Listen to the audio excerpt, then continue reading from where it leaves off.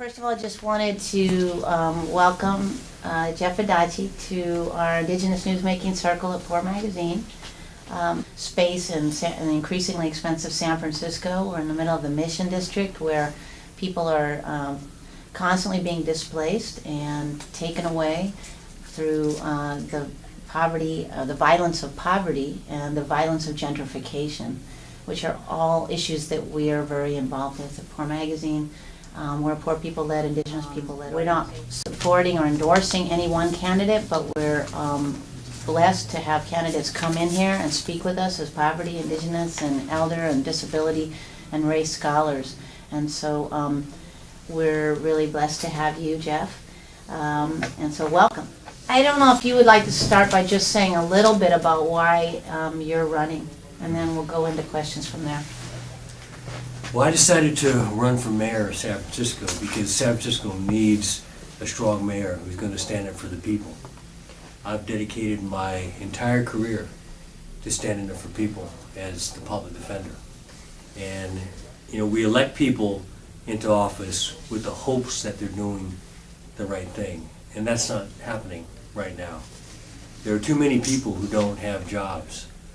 There are too many seniors and regular folks who can't get affordable housing in our city. There's too little support for the small businesses that are closing down in our neighborhoods. Summer school's been cut for 10,000 kids for 2 years in a row.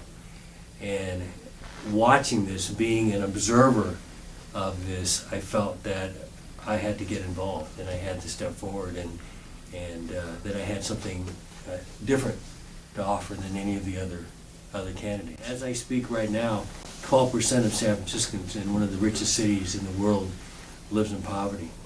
12% of the children in our city live in poverty. And I'm somebody who understands that, who is going to work diligently to turn that around.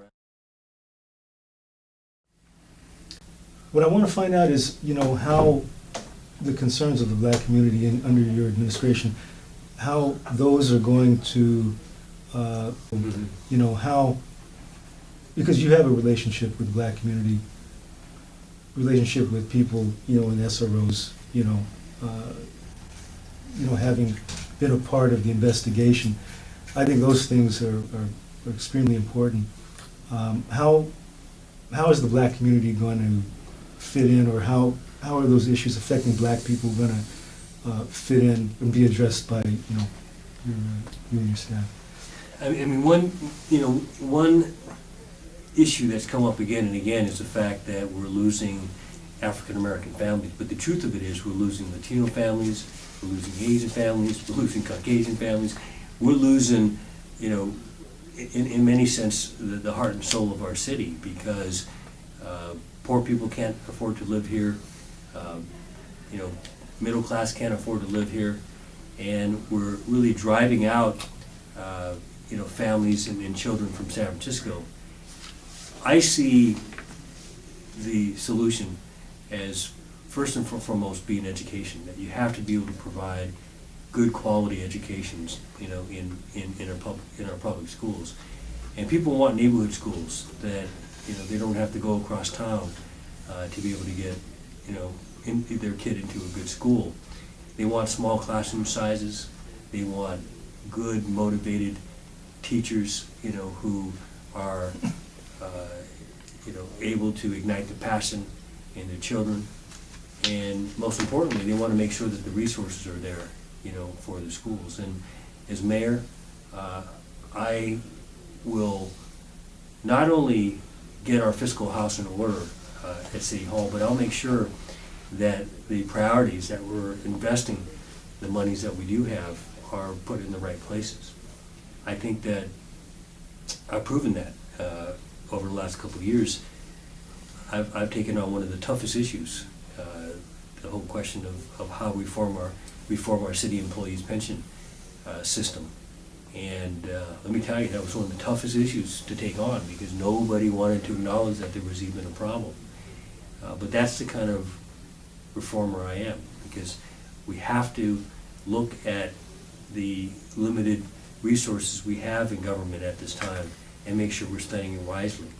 The other is jobs and businesses. And again, my theme of empowerment, I would take $40 million out of the general fund and invest that into small businesses for women, for minorities, for all San Franciscans who wanted to start businesses or expand their businesses. Right now, small businesses are really suffering. They're having a difficult time, and we don't do enough as a city. I would work with communities, with the Latino community, with the African American community, as I have in the past, and really empower people who are invested in solving the problem and giving them the resources they need to be able to solve those problems. In the public defender's office, What would you do, so just moving on, thank you for that. What would you specifically do as someone who's actually worked in the Black community and done really powerful, organizing and work and all of the stuff that you do, around the way the unibuses are being, what I call police harassed systematically in poor communities of color? Yeah. What is your thoughts on that? I think that putting police officers on buses in certain areas of town, unless that's something that's requested by the residents, is not generally a good idea. I mean, they have their own police, they have their own monitors, and it's also very expensive, in order to do that. I do think that when you have police, checking on whether or not somebody has their Clipper card or pass, particularly in neighborhoods where there's a great distrust of police already, is not a good idea, and creates even more tension and bad outcomes. Yeah, I want to know, what was the best thing you've ever done? And I'm not talking about, it could be professionally, personally, the best thing you ever did, and something that happened that caused disappointment or caused you to have, passion for social justice. I mean, probably the best thing I've ever done was probably the worst thing I've ever done. I had a case, it was my first homicide case, murder case, when I was a young lawyer, and I lost the case. And a young 18-year-old African-American man was sentenced to prison for the rest of his life. His name was John Tennyson. And, I remember when he was convicted, tears were coming down his face, and he just said, "I'm innocent." And I believed he was innocent. The prosecution presented witnesses saying that he was involved in this murder, and he had maintained that he was at home sleeping at the time. It took some years after his conviction, but we continued to investigate his case, and we found witnesses that proved that he was innocent. And we eventually were able to show that the homicide inspector, who later became the chief of police, actually suppressed evidence of John's innocence and resulted in his wrongful conviction. And I stayed with the case for 14 years, and John was in prison for 14 years. And when you have a person who goes away for life in prison for something they didn't do, it's something that just never leaves you. It's like, I could always feel his presence. And at one point, we had given up all hope. We lost all the appeals. His mother and I had put our own money together, just a few $100s, to get an attorney to file an appeal, and we lost every appeal. And at that point, we were going to give up. And John just said, "Hey, look, is there anything we can do?" So we filed what's called a pro per petition.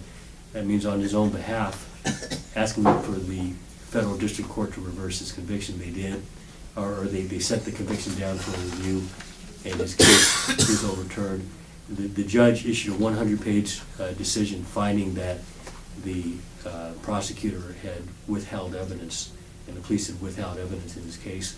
He was released. He was found innocent, and the city eventually settled for $4 million, which, when you think about it, is really nothing for 14 years of your best years in prison.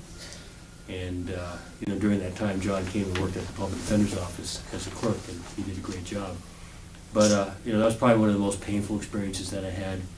Fortunately, he was released, but, he did 14 years in prison. But when he got out, and the day he got out, probably one of the happiest days of my life. You know about the Eastern Neighborhood Plan, right? Yeah. Okay, so it summarily is trying to wipe out, mostly, I would just say straight up, the remaining peoples of color and indigenous peoples in the mission through high-speed gentrification, as we call it at Poor Magazine. But one of the things is that we found that there's a lot, it's rife with sort of backroom deals in the city that support it.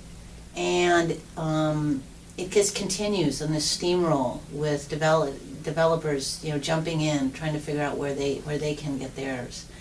I'm just curious what you, as mayor, would propose to do about that. Would you halt it? Do you see that as a possibility? And I know we're running out of time, but.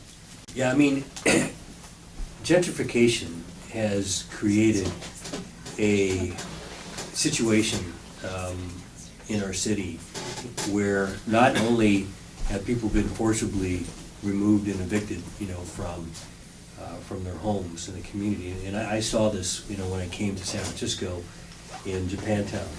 I had joined the committee against neo-Nazi eviction in the late '70s, and this was after most of the Western Addition, had been moved out, and most of Japantown had been moved out, and it was a terrible phenomenon because you had businesses that were being moved from the community. You had most of the people had been moved out already by that time, and what happens is that it puts more stress and strain and burden on other communities. And we're seeing that in Baby Hunters Point right now, where a lot of people from Western Addition, from Chinatown, are being moved out from the Mission, from the Latino community, into Baby Hunters Point. And it's a community that lacks resources, that doesn't have the best schools, that doesn't even have, I think it now has one fresh food market. And so it creates even more strain and stress, on those communities. I think in San Francisco, we haven't done a good job of doing effective community planning. I mean, that's sort of obvious in a sense. We don't have, as I said earlier, enough affordable housing. We don't have enough rental units that can be rented for a reasonable price. And we don't have enough middle-class housing for people. And so San Francisco, is a town of the very, very rich and the very, very poor. And I do believe that the answer is that we have to do better planning. And I am familiar with some of the quote better neighborhood plans that have been put out there. In some cases, I'm familiar with the process in Japantown. I do think that there they've done a pretty good job of consulting with the community, but in other areas they haven't. And as mayor, what I would do is to ensure that with most of the redevelopment, I mean, there's been some good things that have resulted from redevelopment, but there's some very, very bad things. I mean, in most cases, people were promised, new homes, never received them, 10, 20 years later. And we saw that in the Western Addition. So I would use everything within my power as mayor to ensure that people who are indigenous to San Francisco were able to stay.